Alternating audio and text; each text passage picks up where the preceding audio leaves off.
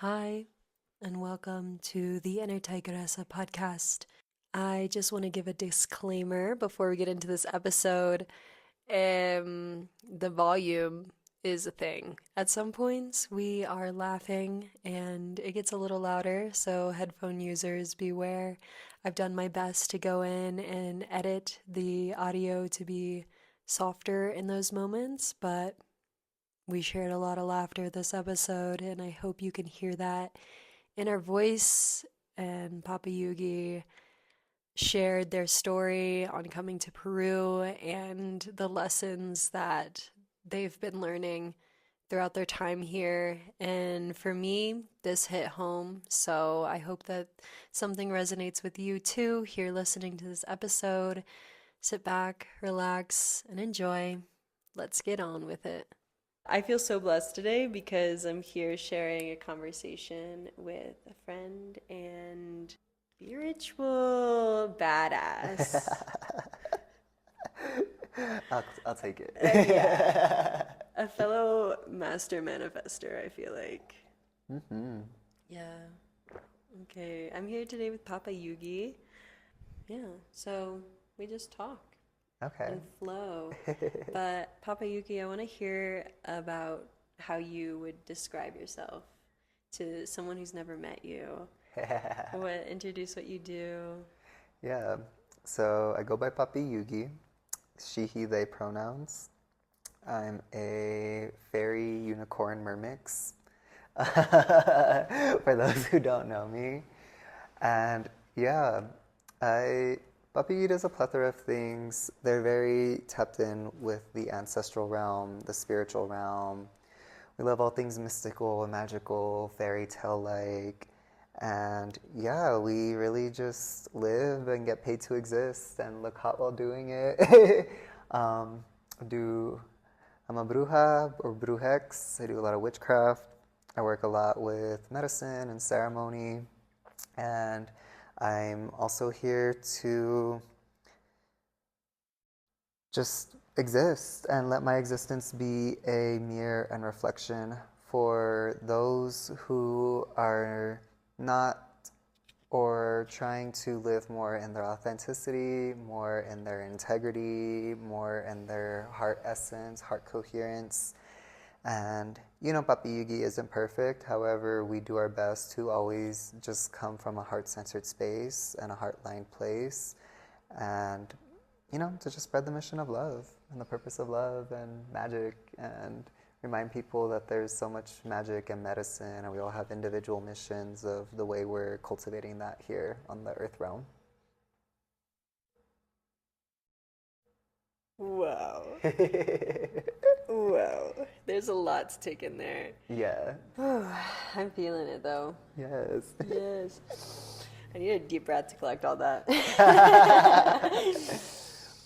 I will say Papi Yugi is also a portal, so don't enter the portal unless you're ready. Okay, so the first thing I want to ask about is when you're talking about we as Papa Yugi, is this like what you're channeling? Like, I feel like you're a channel. Yes, I'm totally a channel. Definitely a channel. Where does the we come from? Yeah, so Papi Yugi practices non-duality, which is you're just the observant observer, the conscious awareness of existence, not seeing things in the light or dark, good or bad, because it all exists on once. The best analogy I like to give is, there's the scales of life, and they could tip one way or the other. And people tend to identify with whichever way that scale is tipping. So life is really good right now, and that they identify with that. Or life is really bad. Non-duality in Papi Yugi's perspective is, I'm not this side of the scale, I'm not that side of the scale, I am the scale. And so if I am the scale, I'm always going to be balanced. It doesn't matter how far one side I'm leaning to or tipping to, because the scales are always going to come back to balance. And so it's having that perspective and just being grateful for the experience of life itself. And so whether I'm having the best magical freaking badass day ever, or if I'm just needing to cry all day and just like scream, it's coming back into that expanded observation of gratitude, just because the fact that I can scream or cry or laugh and play. Like it's all existence. So the fact that I'm even alive and get to experience the full spectrum of humanness. And so from that, Papi Yugi has been in this portal, we'll say, of transitioning from like really referencing to themselves as I or me. And so it's we because I'm not separate from you. I'm not separate from this couch. I'm not separate from anything or anyone. It is all us. And so I say we as in more of to bring in more of the collective field rather than just trying to be in my own individual essence, but also not negating my individuality as either. Whoa. Yeah. Okay. I'm like, what did I just walk in? I'm taken for a trip right now. Yeah, the way Papi Yugi observes and operates through life is very interesting. That's so interesting. Yeah. Wow. What I hear in that is that you're fully allowing yourself to be in every moment, whether it's like uncomfortable or completely joyful and fun. And it's all the balance. It's all a part of it. You have biggest smile on your face right now. I love it. I love it. This is fun. This is my first time being on a podcast, so it feels, yeah, I like it. It's nice. I'm excited to see where the conversation continues to go. Yeah. So one thing that I'm curious about is, so we both ended up in the Sacred Valley. I'm like, what brought you here? What called you to the Sacred Valley? And then I want to know what you felt since living here. It's been almost a year for both of us, I feel like. Yes. Ooh. What brought you here? That is a loaded question for sure. Where do I start? First, actually, I just want to acknowledge I'm getting a vision of the first time we met at Maritza's, and you were walking your dog.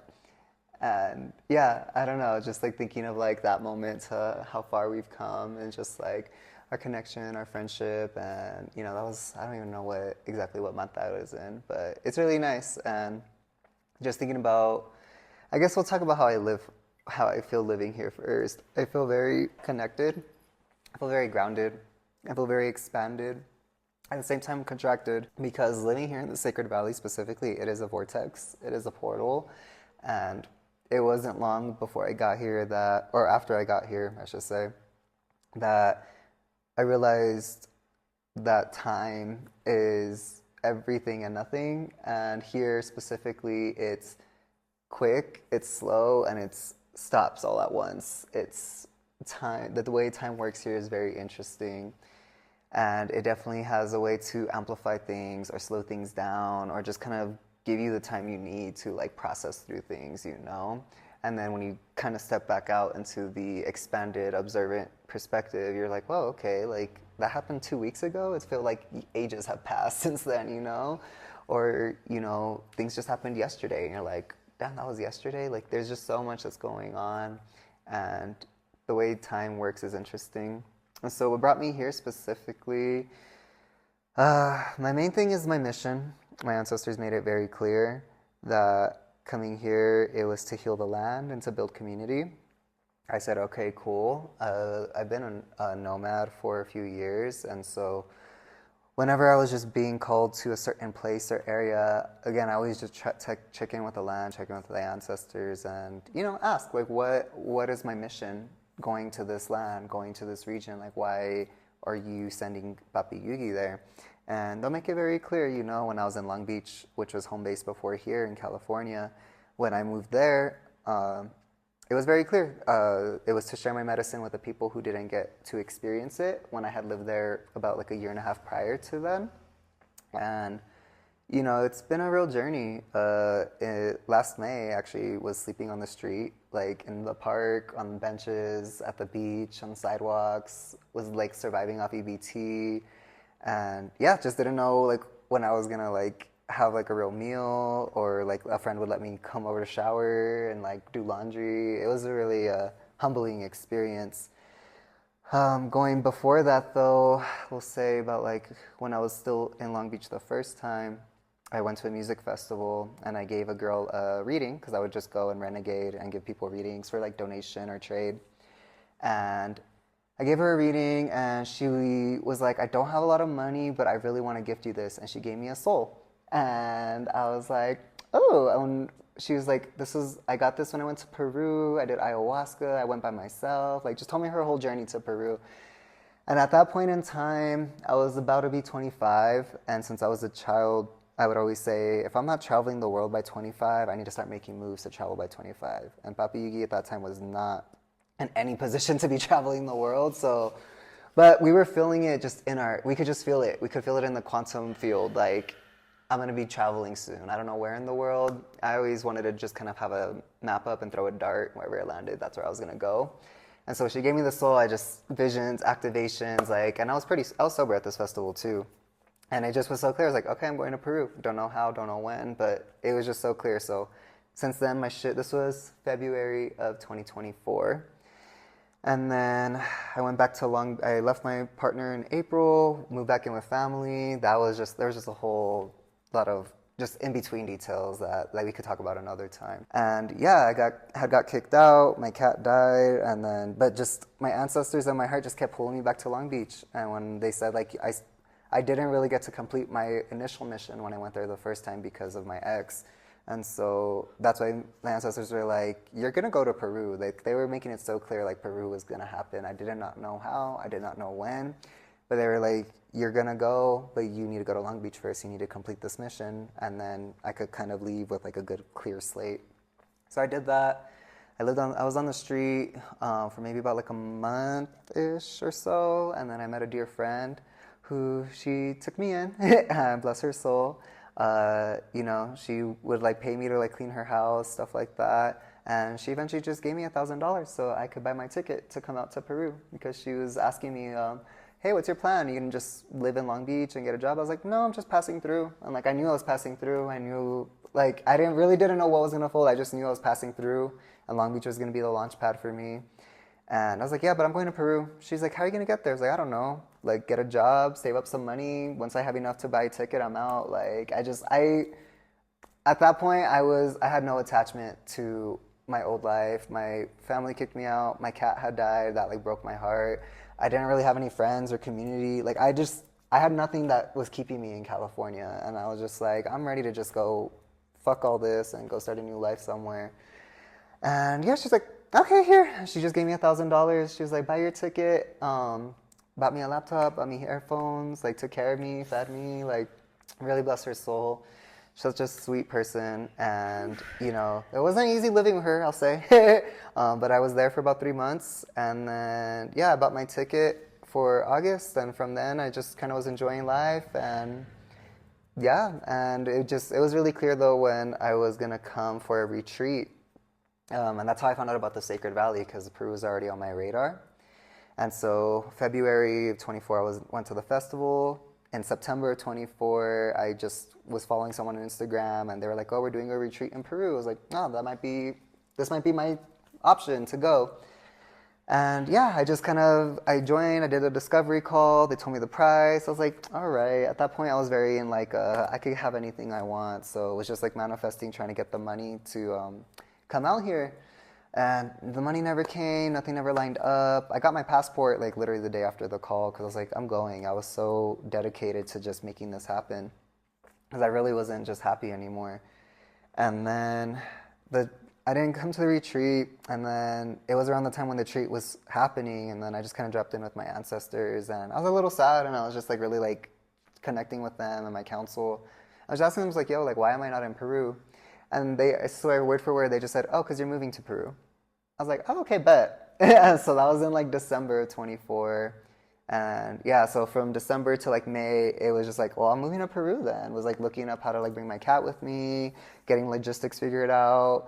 Then the other thing I was really waiting for was the money. And then, the events folded where, got kicked out. Was like living with like family. My cat died. Like it was. So you knew you were going to Peru before all of this life had fallen apart. Yeah, and honestly, the only thing that got me through all of those trials, we'll say, was knowing that I was coming here. Because even though like I was on the street, even though I was grieving my cat dying, even though I got kicked out and was like abused and like assaulted, like it was just like. I just kept telling myself, I know I'm going to Peru, and I know it'll all be worth it when I'm there. And now just being here, it's like when I first arrived, I've just been grateful, and that's why I've been grateful this whole time. And, definitely there's been trials and initiations while being here too, but definitely before coming here, life put me through the craziest initiations. And it was definitely to humble me because my ancestors weren't going to let me fuck around when I got here. They told me I had a mission. Once I arrived, the mission was clear as far as building the queer community because I got here and there was no gay shit. And I was like, okay, now, and I came from Long Beach, California. And that's the gayest place you could be at. And so when I arrived, it was clear, okay, build community. I'm here to build the queer community. I'm here to create this space. It was very clear. Because again, they just told me that. They told me the details would unfold in their own way, in their own time. And yeah, so when I got here, that was clear. And then obviously just seeing the way people kind of treat the land. And that's like the mission Papi Yugi's very stepping into being more in integrity and more consistent with right now. This story is so beautiful. And two, like I see myself in you. And I feel like other people can see themselves in your story too. Ooh, like you talking about how your life fell apart before you were able to come out here and like literally everything being stripped away. That's exactly what I went through. I actually see a lot of similarities in our coming to Peru stories. Yeah. I don't get it very emotional, but when something touches me, I'm like, let me sit back. That touched me. Yeah, it is a very hard story, and have definitely learned to not share it from like a place of like pity or sympathy, but empowerment and a testament, and to like show people too that like, yo, anything's possible, because I literally went from sleeping on the street to being in Peru 3 months later, and everything just was provided for and taken care of. And it's, you're saying master manifester. It's like that's what happens when you are so certain about whatever it is you're manifesting. And if there's anything definitely I could share with like that version of myself and like prior, was like learn about nervous system regulation. Like honestly, because if Papi Yugi would have known about that prior, it would have been like things would have been so different in life if we would have learned how to regulate our nervous system and actually be more aware of our body, because we were always more up here in visualization, affirmations, meditation, all these things. But we weren't never grounding it, and we weren't grounding it into our body. We weren't integrating it into our body. And so from coming to Peru, that's definitely something we learned to adapt into our practice. And it's just made our manifestations and our magic like way more just powerful. We're not out here just speaking affirmations and hoping that the money will land in the bank account. It's like, no, we're offering services now. You talk about how you came here with a mission. Yeah, it's like the fact that you get direct guidance from your ancestors, your guides, your team. That's amazing. Yeah. You're very much a channel, aren't you? I am. I remember we did a session of like it wasn't a past life regression. It was moving. Tell me what you call it again. Yeah, I actually scrapped that. Okay. But at the time, it was Papi Yugi was trying to figure out what to offer, because we do a multitude of things, and we just felt like it was too many options, and there's something called decision fatigue. So when you have too many options, it's kind of hard to pick one thing. So Papi Yugi realized that like, okay, we have too many options. So if people are trying to pick what to work with us with, they're gonna have decision fatigue. They're not gonna be able to pick one specific avenue in which way they want to work. So then we had the idea, like, well, why don't we just combine everything that we do already into just like one session? And we called it Soul Alchemy.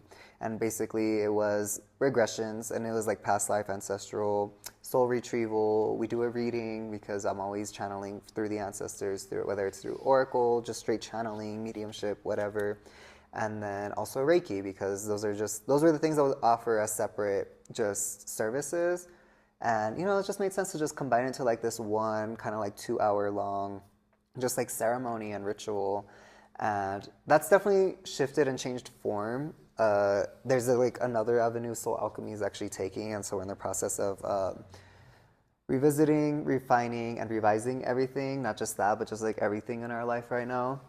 Because we feel a lot more grounded and clear, and we feel a lot more heart-led, and we're seeing where things were coming more from a, let's say, egoic space, for lack of better words. And so, yeah, that session was, you know, you were one of the people who took like the free trial run because we were trying to develop it and make it. And it was fun. And it's something Papi Yugi does enjoy doing. Although, again, we're kind of just revamping the way we approach that and what that offering is actually going to be in a more like sustainable, like long-term method than just kind of like a one-time service or offering. I feel like something definitely shifted within that session that I had with you. Oh, I'm happy to hear that. Yeah. Yeah, you were talking about how you realized your service wasn't coming from the most heart-centered place. Yeah. I feel like we all go through that. Mm-hmm. Whether it's like I'm doing this with the sole intention to get money or to manipulate a situation a certain kind of way, you know? Like we have motives as humans. That's completely normal, right? And it takes a certain amount of self-reflection to be like, where am I coming from my heart though?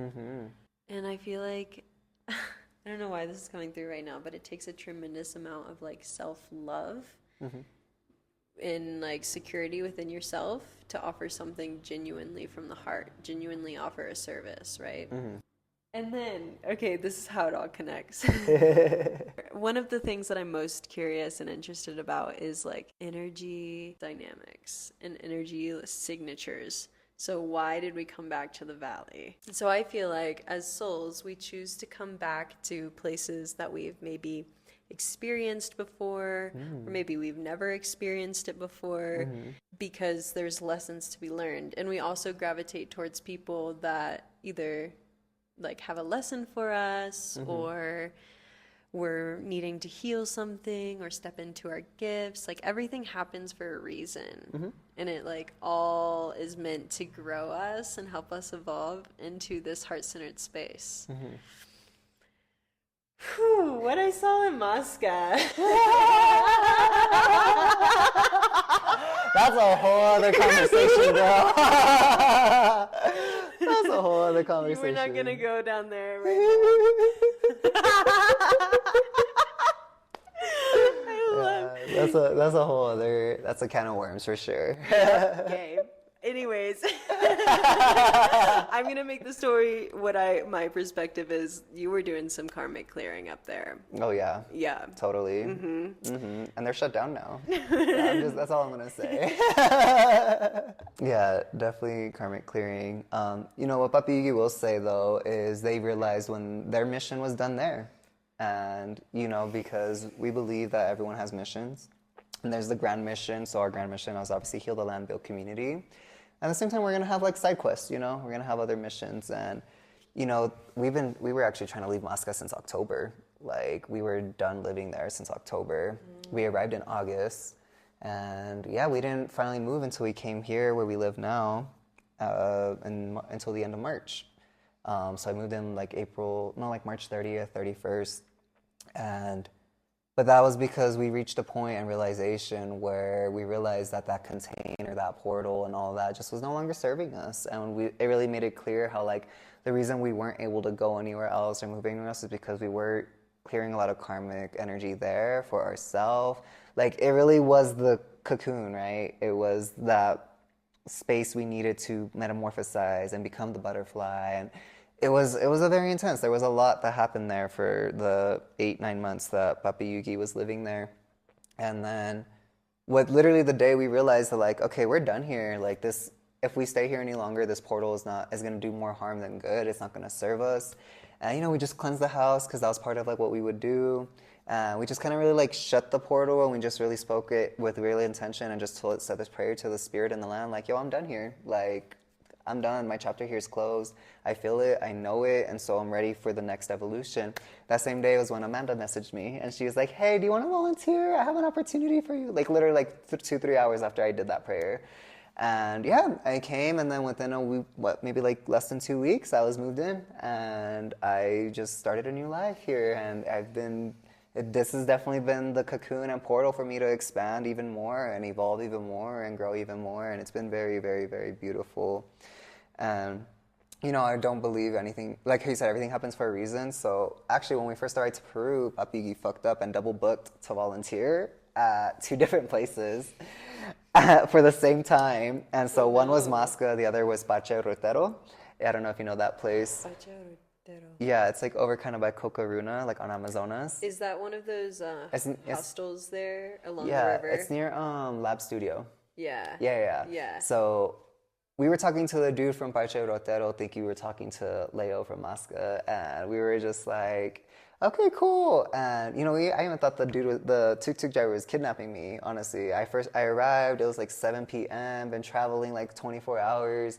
And I'm telling the dude, yeah, I want to go to Masca. But I'm looking at the map, and it was the map from Parche Rotero, and so the dude's going the whole opposite way. Just to give a little visual reference, Masca and Pacha, the Pacha place, are on two different sides of the mountain. Yes. One is way up in the mountain, and Yeah. one's like 5 minutes from town. 5 minutes from the bridge. So, From the yeah, so the fact that Papi Yugi was feeling like they were gonna get kidnapped does not surprise me. Yeah, like I was ready to leave all my shit in the tuk-tuk and just jump out. Like I was so ready for it because and I kind of was pressing the dude. I was like, dude, where the fuck you going? Like I'm supposed to be going the other way. Like I was pressing him the entire time. And then we pulled to Moscow and I was like, oh no, this is the place I was supposed to come to. And so it's like, Moscow was the real vision. I messed up and I didn't realize. And I was like, okay, well, do I stay here or do I go to the other place? Because like I booked to do both. And then my answers are kind of like, it's whatever you want to do. And I was like, I'm already here. I don't feel like moving my big ass suitcase. Like, I'm just going to stay here. And, that ended up turning into like me living there and just going through all these other initiations there. And it's great. I'm really grateful because, you know what, that house itself was very alive and it was very beautiful and it was so magical. I met people from all over the world. Like, I really grew and refined my skills. Had my first medicine ceremonies. So there is a lot of good memories and then there's also a lot of shitty ones. But again, it's grateful for all of it because there's wisdom in all of it. And, you were saying too, nothing happens by accident. And being a medicine person, everything is medicine. So this conversation is medicine. Someone triggering you is medicine, it's seeing that medicine is not just taking form of a master plant or an herb or an actual, I don't know, ibuprofen or something. Medicine is what helps you heal, what helps you grow, what helps you evolve, what helps you feel better and be better. So when you really put that perspective into the grand concept of life, everything is medicine, not just the physical things you're taking, but the experiences, the emotions, the thoughts. What Papi Yugi learned actually in one of their Aya ceremonies, the most strongest form of medicine, and even Aya confirmed it, was our thoughts, our emotions, and our experiences. Because that's free. You got access to that medicine all the time. So when you actually see your emotions and your thoughts and your experiences as medicine, the way that could transmute and alchemize and you're able to actually just gain a whole better clarity, that's something that plants can't always do for you. And that's something that you could have access to in any given moment. It was very clear. I've had past lives here. I've had ancestors who traveled through here nomadically. I have soul tribe here who I've already met a few people and I'm so grateful I've met them. And yeah, one specific soul person here, and then I also have my mission here. And so they just grant me all these downloads too. And so how you're saying being a channel, and everyone has the possibility to be a channel. Some people are more gifted with being a channel, but when you really are just about your ancestral work and you're able to actually tap in and tune in, that guidance is so clear. What they're bringing is so clear. The energy is so clear, and it was very clear. So I was like, all right, cool. And this is what I always do. So, they already made it clear once Peru's kind of done. This is gonna be our home base, but our next mission will be in Colombia.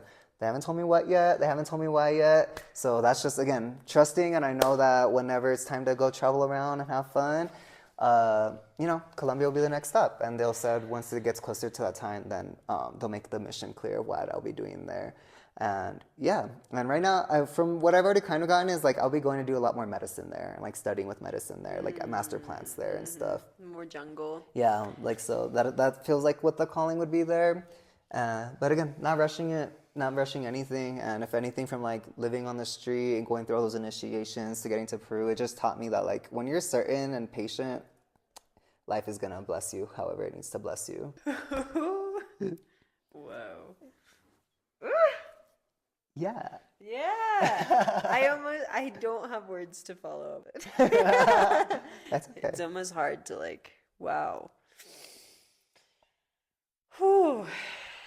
I'm just gonna let that whole topic that unfolded speak for itself. Yeah. Yeah. I feel like those who are meant to listen to this podcast can feel and hear the spiritual lessons that you shared with us today. You're an incredible soul. You've been through it, a warrior.